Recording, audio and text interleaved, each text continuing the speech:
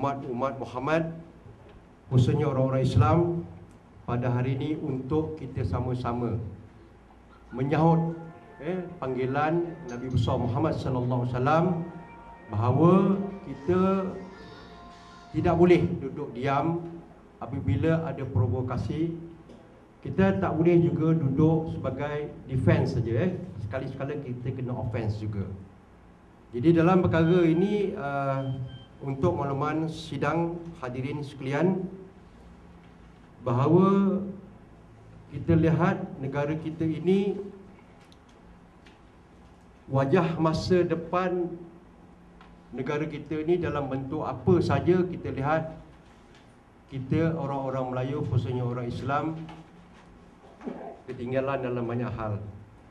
Dan juga kita mungkin boleh kita anggap negara kita ini sudah diceroboh dalam banyak perkara. Bukan saja dari segi ekonomi ada subversifnya, dari segi politik pun ada subversifnya, ada ideologinya, dan dari segi agama pun saya menganggap ada subversif dia. Jadi sudah dinobatkan di dalam sebuah negara, dan kita orang Islam juga memberi peruntukan-peruntukan kepada bangsa itu, agama itu untuk bergerak bebas di dalam wilayahnya sendiri. Tetapi apa yang kita lihat, kita juga memperuntukkan perkara 11.4, melarang dakwah agama lain untuk disebarkan kepada orang awam, khususnya sesuka hati, menebarkan, menyampaikan agama dalam bahasa Melayu. Jadi kita boleh lihat dekat sini, sebaran ini berlaku di Nusajaya, Gelampatah, dan juga di Jusko Bukit Indah, yang mereka menjemput padri-padri luar pada 26 April semalam, ya. Dan mereka menjemput padri-padri daripada luar masuk ke Malaysia untuk memberi ceramah. Dan apa yang kita lihat,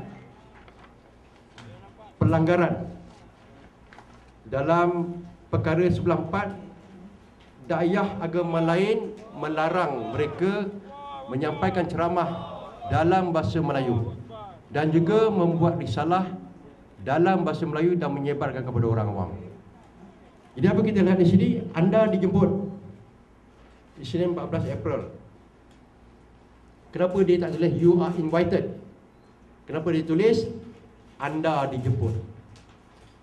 Dan ianya kita lihat penerbitan agama Kristian.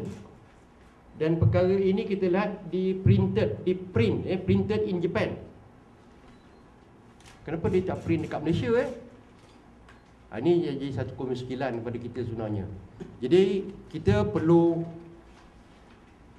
jangan defense sajalah, kita kena offense. Inilah yang kita terdaya, offense kita dalam bentuk ni jelah.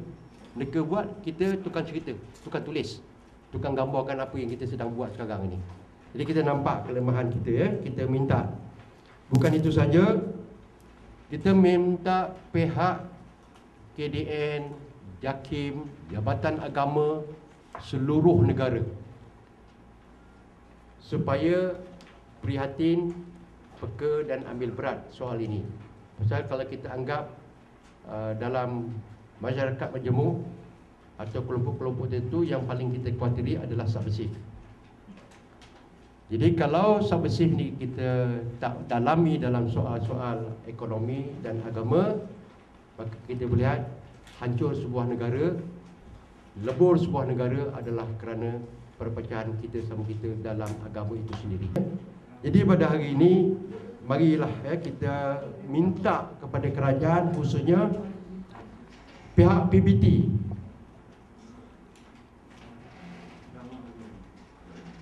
pihak PBT ni kita minta supaya memandang balik soal status rumah kedai yang dijadikan oleh pihak